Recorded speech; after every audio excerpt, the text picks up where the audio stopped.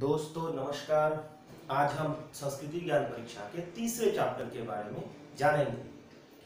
तो तीसरा चैप्टर का नाम है हिंदू जीवन दृष्टि। हिंदू जीवन दृष्टि जो चैप्टर है उसमें और भी कुछ उसमें टॉपिक्स हैं, 7-8 टॉपिक्स उसके अंदर आते हैं।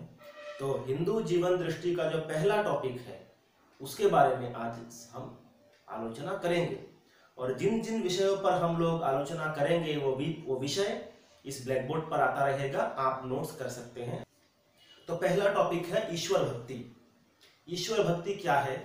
भगवान की प्रति श्रद्धा, भगवान की प्रति भक्ति, क्योंकि हम ही ने उनको पुकारा है।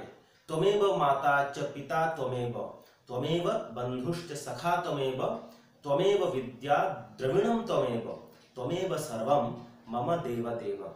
हमने ही उनको पुकारा है। और भगवान का जो कार्य है वो सिर्फ भगवान को श्रद्धा करने में ही निहित नहीं है।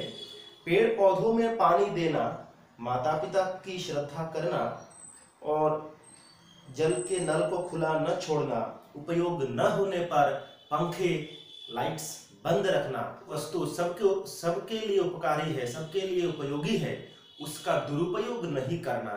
जैसे पेट्रोल, जैसे पानी, जैसे इलेक्ट्रिसिटी, ये सभी के उपयोग की वस्तु है। इनको ऐसे ही नष्ट न करना, ये भी ईश्वर भक्ति में ही आता है। राष्ट्र भक्ति में भी ये भी आता है। भगवान विष्णु, राम, कृष्ण, ये जो भगवान है सबकी पूजा करना भी, श्रद्धा करना भी ईश्वर भक्ति के अंदर ही आते हैं। ये जो चैप्टर है, जो टॉपिक है ईश्वर भक्ति, उस टॉपिक के अंदर 8 ऐसे क्वेश्चंस आते हैं। हम ये 8 क्वेश्चंस एक बार देख लेते हैं। सभी अत्यंत सहज है, आप एक बार ध्यान देंगे तो आपको याद रहेगा, और इस ब्लैक बोर्ड में आता रहेगा, आप नोट्स कर सकते हैं। पहला प्रश्न है, राम कृष्ण आदि जो अवतार हैं या देव देवियां हैं, उनके प्रति श्रद्धा, उनके प्रति नमन को क्या कहा गया है? उत्तर है ईश्वर भक्ति।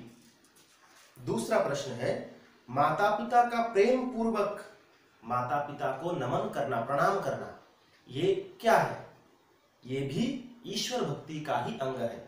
तीसरा प्रश्न, दीन दुखियों की सेवा करना, ये किसके अंतर्गत आता है? ये भी ईश्वर भक्ति के अंतर्गत ही आता है। इसीलिए नर सेवा ही नारायण सेवा मानी गई है।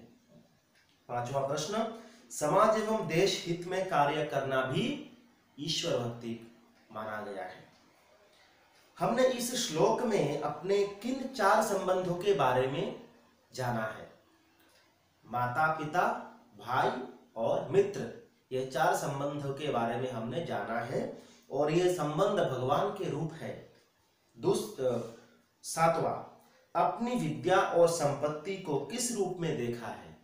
अपनी विद्या और संपत्ति को हमने किस रूप में देखा है?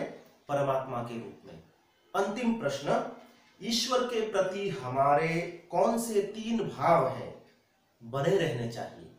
वो है श्रद्धा, प्रेम और भक्ति।